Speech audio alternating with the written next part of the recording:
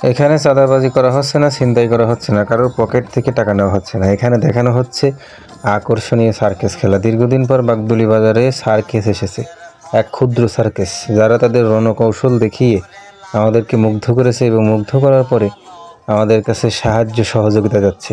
আমরা আমাদের পকেট থেকে যে যা পারছি তাই বের করে দিচ্ছি। এটা হচ্ছে বাগদুলি বাজারে আজকে বিকেলে অনুষ্ঠিত এক আকর্ষণীয় ক্ষুদ্র সার্কাস।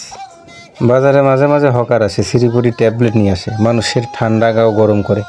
বিভিন্ন কৌশলে তারা আমাদের কাছ থেকে অর্থ হাতিয়ে নেয়, আমাদেরকে ধোঁকা দেয়, আমাদের সাথে প্রতারণা করে।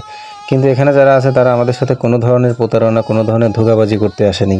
তারা সমস্ত কষ্ট দিয়ে, তাদের কৌশল দিয়ে, তাদের চেষ্টা দিয়ে আমাদেরকে মনোরঞ্জন দেওয়ার চেষ্টা করে যাচ্ছে, আর আমরা সেটা মন্ত্রমুগ্ধের মতো দেখে যাচ্ছি।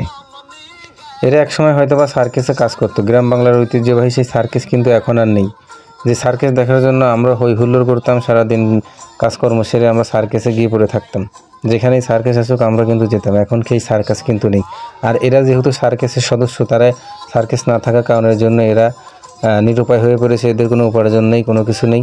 তাই এরা চেষ্টা করে যাচ্ছে পথে ঘাটে প্রান্তরে আমাদেরকে খেলা দেখিয়ে মনোরঞ্জন দেওয়ার জন্য, তাদের পেট আহার বাঁচানোর জন্য, পরিবার চালানোর জন্য তারা চেষ্টা করে যাচ্ছে।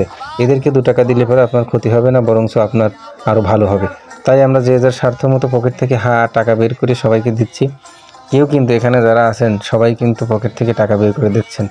যার কাছে আছে সে কিন্তু নাও করছে না, বাচ্চারাও কিন্তু টাকা দিচ্ছেন, সেটাও কিন্তু আমরা দেখতে পাচ্ছি।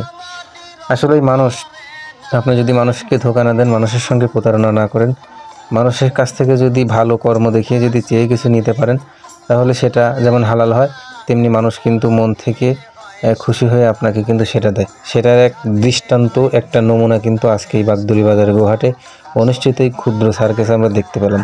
তারা যেমন সুন্দর সুন্দর খেলা দেখালো, সবাই যখন টাকা দিচ্ছে তখন দেখতে পেলাম যে আমার পাশে একজন দাঁড়িয়ে আছে, সে কোনো টাকা পয়সা দিল না। তাই আমি তার পকেটের মধ্যে হাত ঢুকিয়ে দেখলাম তার পকেটে কিছু আছে কিনা।